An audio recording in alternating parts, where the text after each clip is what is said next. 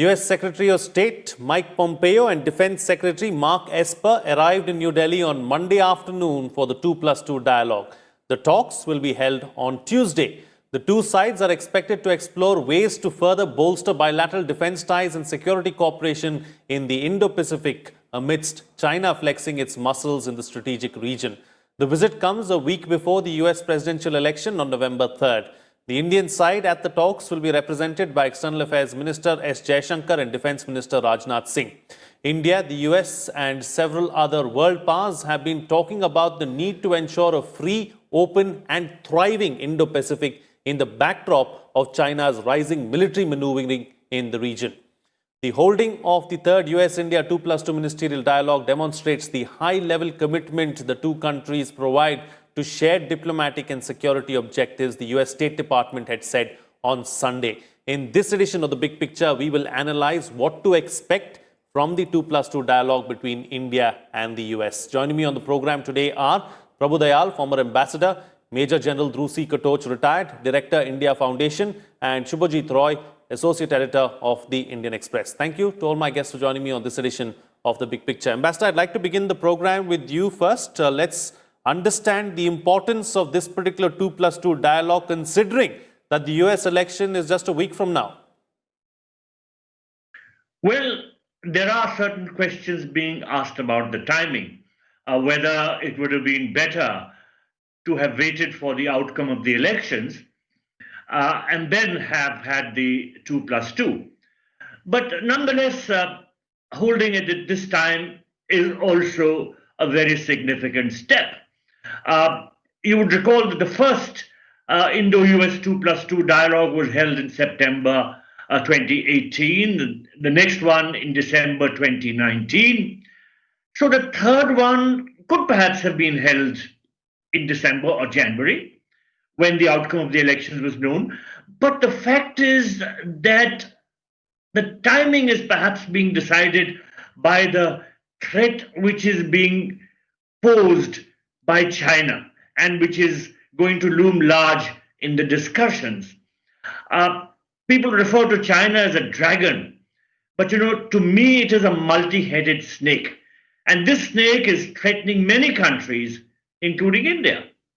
As you mentioned, China's expansionism has assumed dangerous proportions, and there is a growing feeling among many countries that it needs to be checked.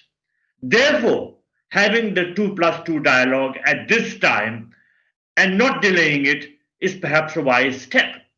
Some topics which will certainly figure in the 2+2 dialogue are the Chinese incursion across the LAC in eastern Ladakh, its aggressive posturing elsewhere, especially in Arunachal Pradesh, its expansionism in the Indo-Pacific region, and its predatory economic activity and the risks posed by China's high-tech telecommunications network.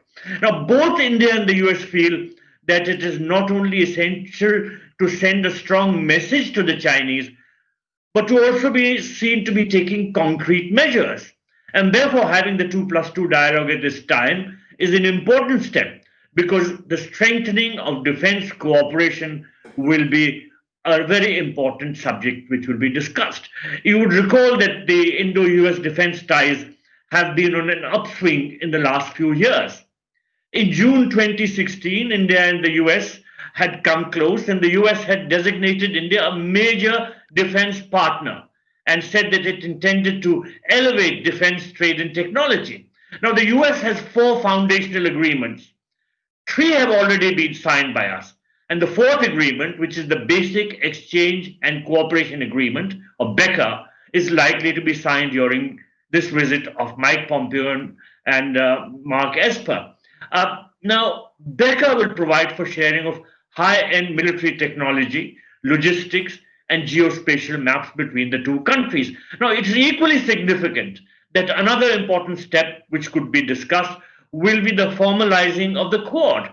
Now, it is necessary, from my point of view, to convey that many like-minded countries are standing together, shoulder to shoulder, when it comes to resisting China's expansionism. And it is necessary also for the Quad countries to signal that they are closely cooperating in the defense area. And therefore, the Malabar exercises, which will take place later this year, assume significance. So it will not be lost on the Chinese that Australia will be joining the Malabar exercise this year. So for all these reasons, I think it is good that we are having the 2+2 now, and questions which were being raised about the timing can be set aside in view of the importance of the issues to be discussed. Absolutely. All right. So since we are here and we are talking about the agenda, Shubhajit, let me bring you to the picture now. So what's on the agenda really as far as Tuesday's 2+2 is concerned? I think, Frank, I really would take on from where Ambassador Prabhu Dayal actually ended, is this would actually give an opportunity for the two principles from both sides, the four principles, to evaluate and consolidate the gains that have been made in the last 4 years. And that's why this 2+2 ministerial meeting, even towards the fag end of this administration's first term, is very important. And on the agenda would be a complete 360-degree evaluation from defense, security, economic, as well as the strategic relationship where India as a regional and an international leader, how the US administration sees it, that also would be part of the conversation. So right now we have the Esper and Rajnath Singh's meeting happening, and after that Mr. Jaishankar and Pompeo would also be meeting. And this would give us a sense of the discussions. These bilateral meetings set the stage for Tuesday's 2+2, which will also be followed by a call on the Prime Minister, as well as a meeting with National Security Advisor Ajit Doval. Okay, all right. I think it's a full plate really as far as the visiting dignitaries are concerned. Lots to be spoken about, lots to do really over the next 24 hours or so. General, let me bring you to the picture now. As far as the defense and strategic aspects of the ties, how have they grown over the last 4 years? General, if you can hear me. Yes, Frank.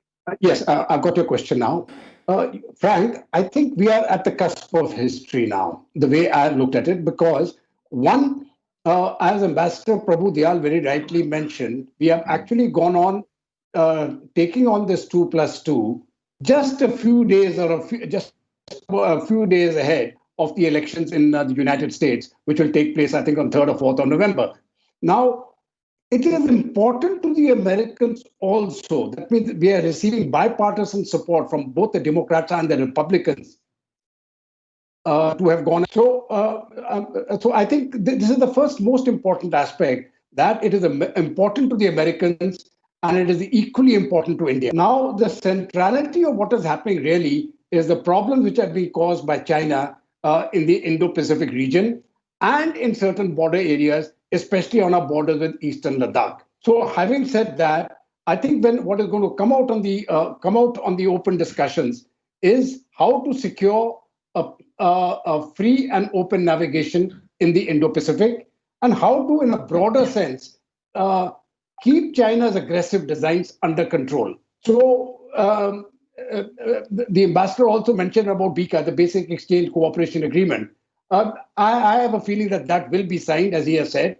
We are both on the same lines there, because with the signing of the BICA, the 4 foundational agreements will finally have taken shape. But I think we need to do much more. We need to get onto the Quad, and the Quad cannot be, as has been stated many times, based on an emotional issues. It has to be agenda-based. So, what is that agenda which we need for the Quad? I think that needs to be worked out between both the United States and India. And once that is worked out, we'll have to get Japan and Australia on board. And more importantly, then we have to look to the Quad Plus. The Quad cannot be viewed as a Asian NATO. It has to have a totally different complexity based on what our requirements are. And our requirements are, as has been stated by the Prime Minister, free and open navigation as far as the Indian Ocean is concerned. We need to give security to all the regional countries, and all the democracies there need to, we need to at some point of time get them onto the Quad to make a regional structure by which the self-interest of all people can be preserved. Frank. Right. Okay, points taken. Now let's take the discussion forward. I think it was focused a lot on China and the Indo-Pacific and China's role in the Indo-Pacific as such, or in the Indian Ocean. So, Ambassador, what are the commonalities really as far as India and the United States are concerned in the Indo-Pacific? Do we have shared goals? Do we have shared interests? And do we share the same views on this particular region? Well, very frankly, the threat of Chinese expansionism is a shared threat between India and the United States.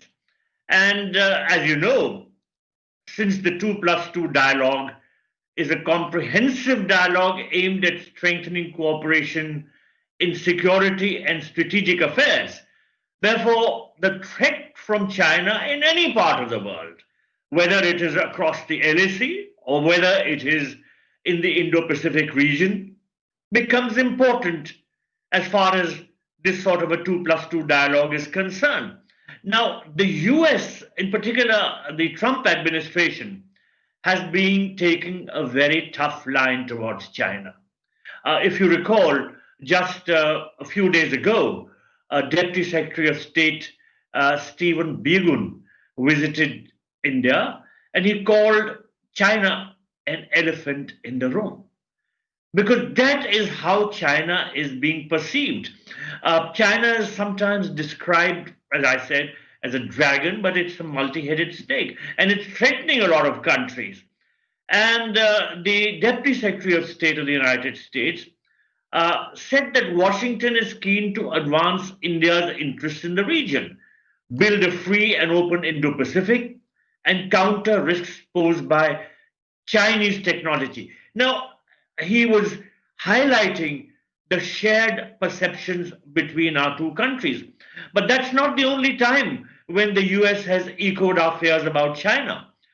On October 2nd, a State Department official had said, our position on some parts of the border is explicitly clear.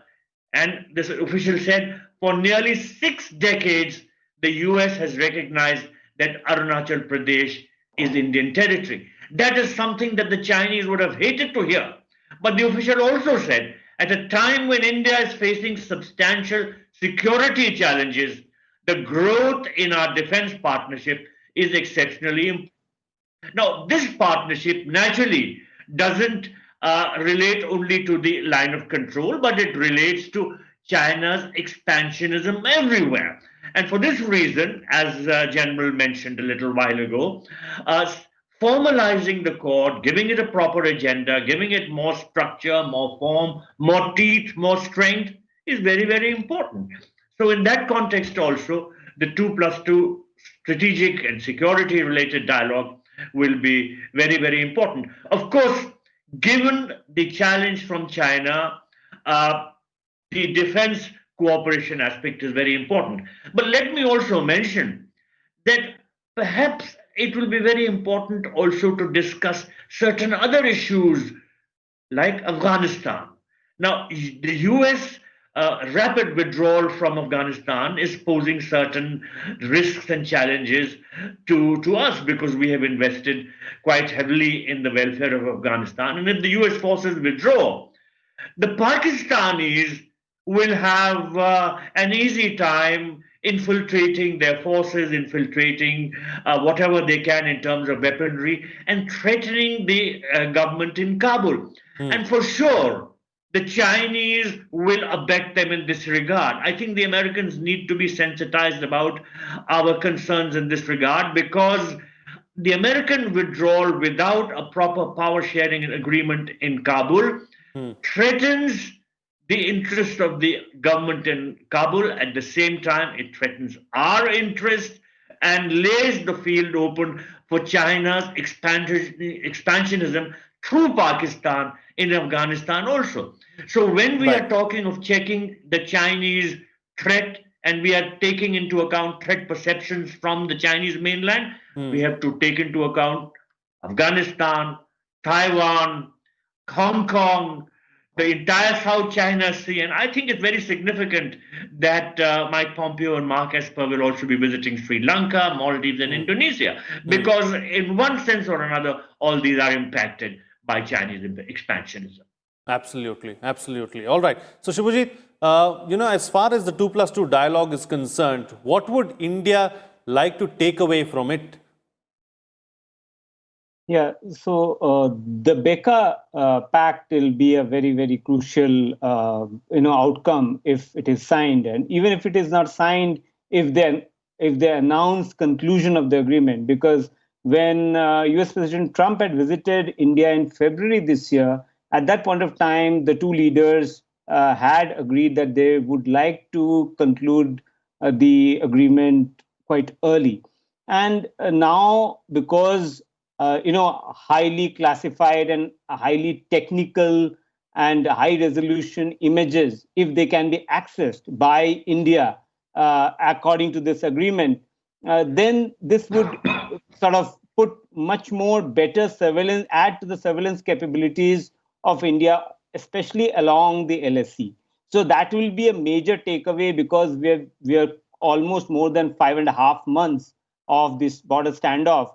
And India needs much more intelligence, much more capability enhancement in that area to prepare for any eventuality, especially during the winters. So that would be definitely a big outcome. Apart from that, there is a talk of increasing the counterterrorism cooperation, where there'll be 2 more Indian officials who would be designated and placed in counterterrorism agencies in each other. So there is talk of that as well, which will be discussed during the meetings. And apart from all of this, obviously, as we framed this particular discussion earlier, that because the both countries, have shared concern about China, shared values, so they would like to collaborate much more closely in near future. What we have seen is this particular concern has been especially bipartisan in Washington in the last couple of years, and China as a threat is emerged, especially in the face of the pandemic. We have seen it loud and clear. So the two ministers coming to India all the way, flying down, rather than doing it as a virtual meeting, itself is a signal that how important they value, how much value they give to this relationship, and how much more concerned they are when it comes to the Chinese threat and Chinese belligerence. So I think these are some of the headline topics that we would sort of see in the discussions. But also they would also sort of try to insulate this particular conversation from any political change in the administration if it happens in Washington. The purpose of this particular dialogue is to sort of consolidate the gains, so that even if there is a change in administration in Washington, which we'll get to know by early November, then there is no disruption in the cooperation, especially in the strategic sector. So that, I think, is a very, very important signal.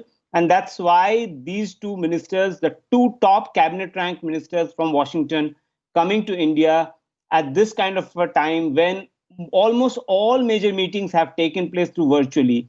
And Quad was an exception, and this is again an exception. So in that sense, it's a very, very important signal. Absolutely. The signaling is everything really as far as this particular dialogue is concerned. So, General, let me bring you in now. Let me go back to a point that the ambassador was making earlier in the program about Afghanistan. So, do you see Afghanistan featuring in the talks? At what level, and how concerned are both parties about Afghanistan? I think as far as Afghanistan is concerned, there is a slight difference of opinion between both the United States and India on this particular issue, because the US is very keen to get out, And in India's perception, it is essential that the United States stays put to see that the situation remains stable as of now. If the US withdraws completely, 100% withdrawal from Afghanistan, I'm afraid it is simply a matter of time, maybe a year or 2 years before the Taliban take over, because then they will have the support of Pakistan to do what has to be done. However, if only a partial withdrawal takes place, and there are certain elements of American troops which remain there to provide a certain element, especially intelligence support and to a limited extent material support to the Afghan National Forces, in my view, the Afghan National Forces can hold on, especially if the funding to Afghanistan is maintained. So this will be a matter of concern to India, but I don't think it'll form a major chunk of what is going to be discussed. Along with Afghanistan, I think the Iran issue is equally important for India, and I think that will be placed by India on the table because our energy supplies come through the Gulf. We need a line to Afghanistan which goes via Iran by the Chabahar port. We are constructing the Chabahar port. And so all those challenges are actually also remain. So I think that is also, when we're looking into the regional countries, I think both Afghanistan and Iran may be under discussion. Iran, I believe, will be more important for India as far as the discussion is concerned. The other aspects which are likely to come in my view, I think India will take up the issue of technology transfers. Now we are talking of upper end technology, which is something very important to India. And how far will the US go in looking into India's requirements? That yet has to be seen. The Americans, rightly so. I mean, every country it keeps its upper end technology very close to its chest. But to what extent can the Americans help out, especially in this particular period? Because the more America helps India, the more America is looking after its own self-interest. The counter to China ultimately is going to come from India. Right. Now, having said that, there are two aspects to the India-China dispute, to the India-China relationship, which I would just like to highlight here. When we are looking into our land dispute with China and Chinese aggressive behaviors in eastern Ladakh, and possibly it may come up in Arunachal later, this is something which India will address bilaterally. We will not look into a third country involvement. We will do what has to be done, and we will do it effectively. So I think any aggressive designs by China, we will counter militarily, economically, diplomatically, politically, but we will do it ourselves. Sure. We will look for support certainly from the Americans in terms of intelligence and in terms of say material support in terms of advanced technology weapons. But it will be limited to that. The more important thing will be to counter China in the Indo-Pacific region, especially in the South China Sea and in the Indian Ocean. Now, that is where the Quad really needs to get into shape. So we've got to see that will Quad simply remain a talking shop, or are we going to make it agenda-based?